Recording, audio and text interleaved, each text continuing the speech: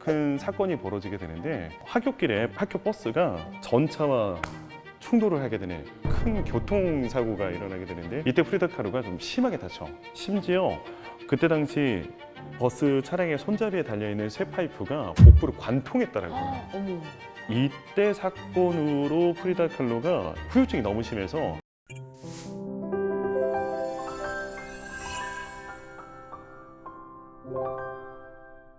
자, 오늘은 아주 특별한 손님을 내가 모시고 왔는데 대한민국 의학 채널의 1등 바로 정신건강의학과 전문의이신 오징순 쌤 환영합니다.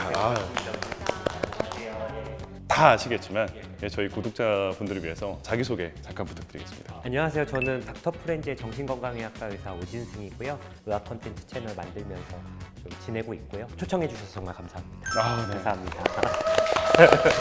근데 사실 진순 쌤 같은 경우는 내가 예전부터 계속 모시고 싶었거든. 왜냐면 우리 예술가들 보면 누나도 자주 공감하잖아. 네, 이해를 못 하겠어요. 일반 사람들 시선으로 봤을 때 저렇게 생겼지라고 하는 경우 되게 많았잖아. 나 이게 너무 궁금한 거야. 전문가는 이 상황에서 이 사람을 어떻게 볼까? 대표적인 작가가 오늘 우리가 만나게 되는 프리다 칼로. 근데 누나 혹시 프리다 칼로가 어느 나라 작가인지 알아? 멕시코. 네. 내가 프리다 칼로를 좀 알아. 왜 아는지 모르겠는데. 프리다 칼로는 멕시코 이제 출신의 국민 화가인데 혹시 멕시코 가보신 적 있어요? 예. 진짜? 나도 못 가봤어. 진짜? 어. 난 가봤어. 언제? 신혼여행 때. 멕시코에서 예전에 사용했던 화폐가 요거야. 이게 멕시코 국권 500페소 보면은 프리다 칼로가 이렇게 그려져 있어. 그런데 앞면으로 돌리면 이 남자 바로 멕시코의 국민 화가라고 불리는 프리다 칼로의 남편 디에고 리베라. 사실 우리나라에서는 이 프리다 칼로가 훨씬 더 유명한 화가이기는 하지만 실질적으로 멕시코에서는 남편 디에고 리베라가 훨씬 더 유명해. 그의 위상이 완전 초국민 화가라고 들었어. 이때가 1910년대부터 meg시코에서 이제 혁명이 일어나기 시작하면서 민주화 운동이 한참 일어나게 되는데 그때 당시 대중들을 위한 민중들을 위한 벽화를 그림으로써 혁명을 좀 이끌었었던 그런 화가거든. 멕시코 전 국민이 사랑하게 되는 그런 국민 화가로서 이미 활동을 하고 있었고 그러다 보니까 프리다 칼로보다는 멕시코에서는 디에고 리베라가 훨씬 더 좀 유명한 화가. 아무튼 프리다 칼로 같은 경우에는 이제 멕시코 출신이기는 하지만 좀 독특한 게 아버지가 독일 출신의 이민자야. 멕시코로 이주를 해서 멕시코 여성과 이제 결혼을 하게 됐고 그때 당시 딸만 이제 넷을 낳게 됐거든.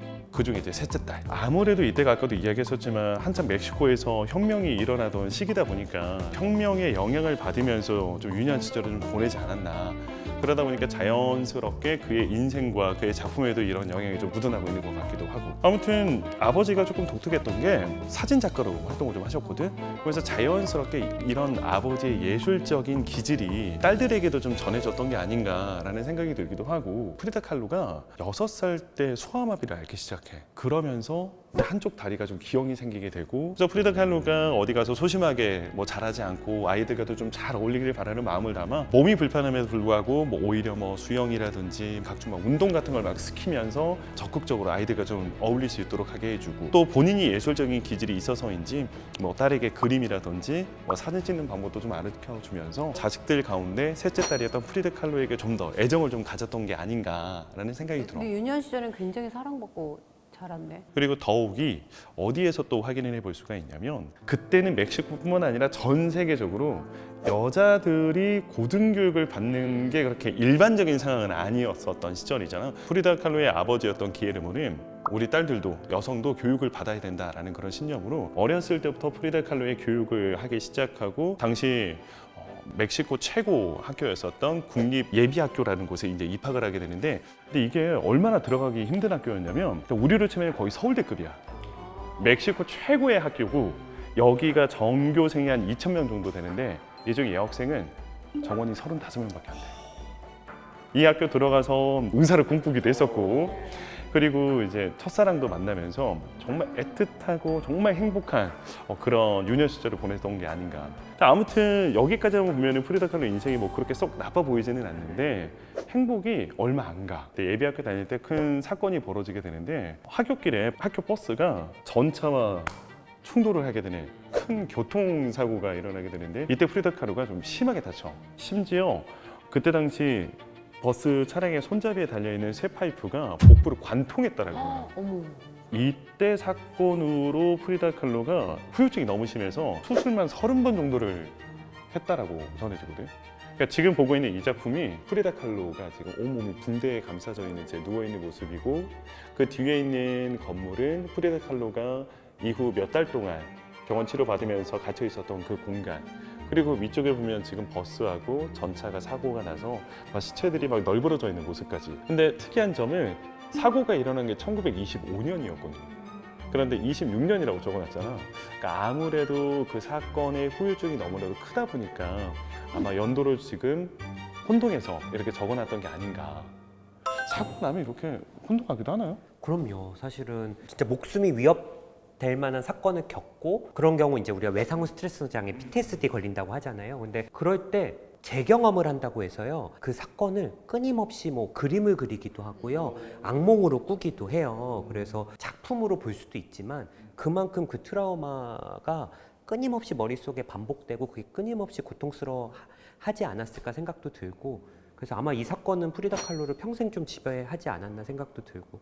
근데 나는 프리다 칼로의 인생을 보면서 정말 한 사람의 인생을 좌지우지하는 건 부모다라는 생각이 또 들었던 게 어떻게든 이걸 이겨낼 수 있도록 도움을 주었던 사람이 바로 아버지. 또 딸이 이렇게 병원에 몇 달 동안 온몸이 붕대로 감싼 채 움직이지도 못하잖아. 다른 무언가 좀 흥미거리를 찾아보려고 아버지께서 선택을 하셨던 게 바로 그림. 지금 보면 프리다 칼로가 사고 이후에 침대에 누워가지고 지금 그림을 그리고 있는 모습이거든. 그러니까 특수 이젤을 제작을 해서 누워있는 상태로도 이렇게 그림을 그릴 수 있도록 만들어주고 그 천장에다는 심지어 이제 거울까지 설치를 해서 딸이 계속 자기 얼굴을 볼 수 있도록. 그리고 이제 저때 그렸던 그림이 바로 수많은 자화상 가운데 첫 번째 자화상으로 불리우는 벨벳 드레스를 입은 자화상이라는 작품이에요.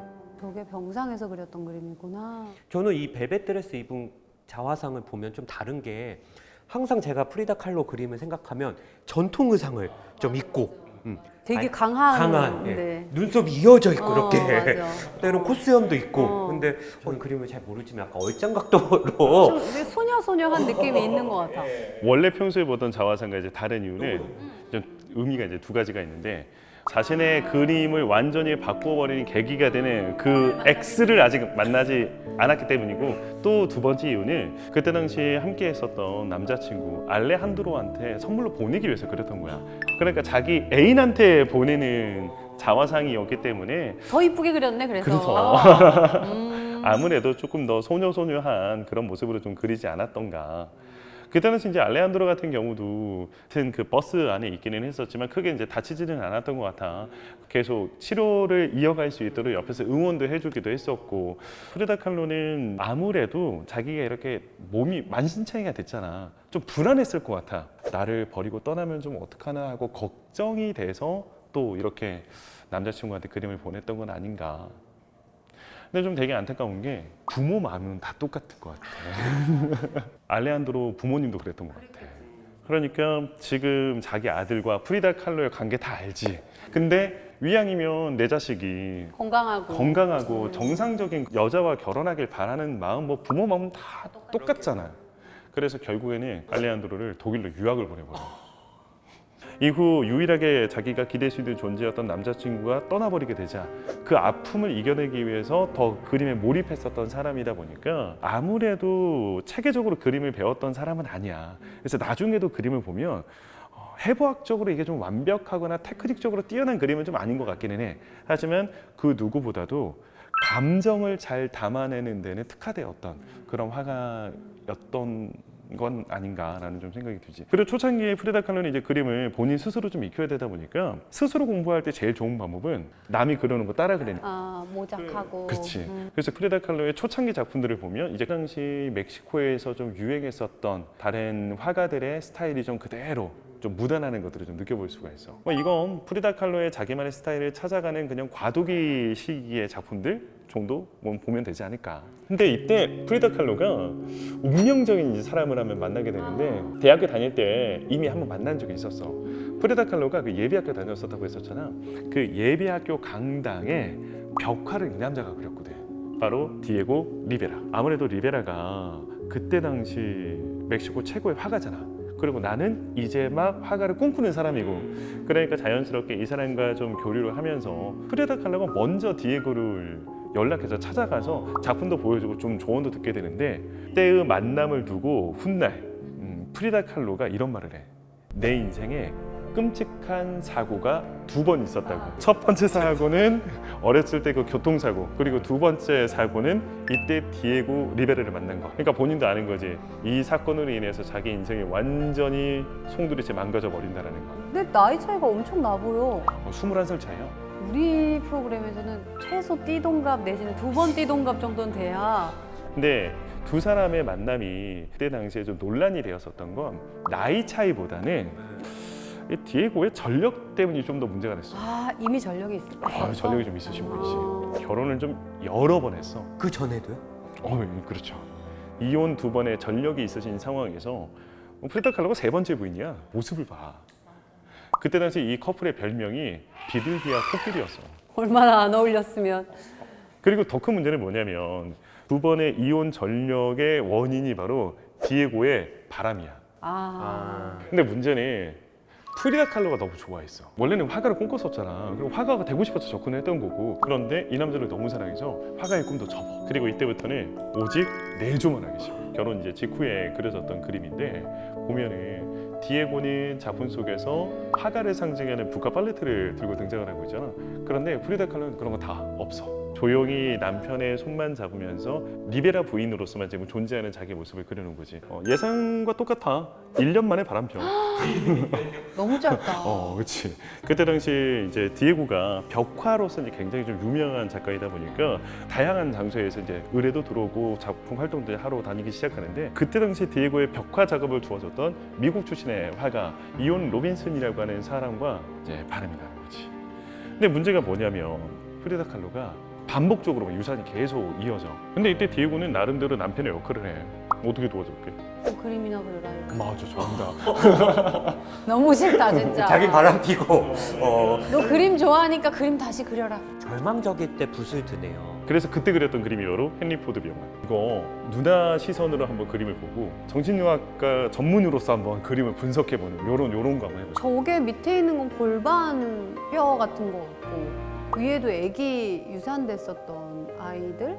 확실한 거는 이 그림에서 프리다 칼로가 유산 때문에 얼마나 고통스러웠는지가 보이는 것 같아. 사실 나도 같은 경험을 갖고 있으니까. 그래서 아마 그녀도 엄청 고통스러웠던 게 저기서 다 보이는 것 같은데.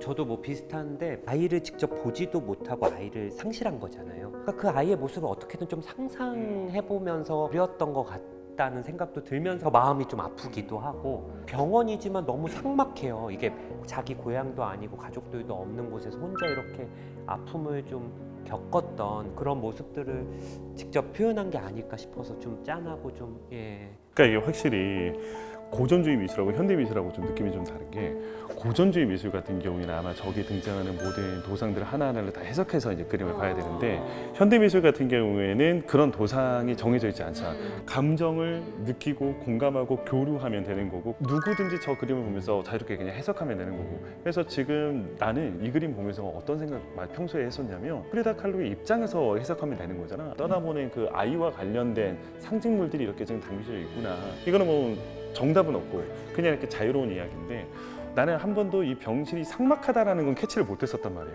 딱 이제 그 부분을 캐치하는 걸 보고, 확실히 현대 미술은 감정을 누가 더 빠르게 공감하느냐에 따라서 그림도 좀 더 자세히 볼 수 있고 다르게 볼 수도 있겠구나라는 생각이 좀 들어. 이 이후에도 반복적으로 또 유산이 이어져. 그리고 그녀가 가장 힘들었었던 시기가 1934년도인데, 이때도 이제 유산을 겪고 난 이후에 오른쪽 발에 궤양까지 찾아와가지고 또 이여자가 이제 수술을 받아야 되는 그런 상황에 놓이게 된단 말이에요. 정신적으로도 너무너무 힘들었을 거야. 그런데 프리다 칼로가 그렇게 고통스럽게 힘들어하고 있는 바로 그 순간, 남편 디에고가 개벌은 난 못 준다고 이제 또 이제 바람을 피는데, 근데 이번에는 문제가 뭐냐면 상대가 문제야. 아, 왜 그래 진짜. 이게 정신적으로 지금 문제가 있다니까요. 진짜 이거.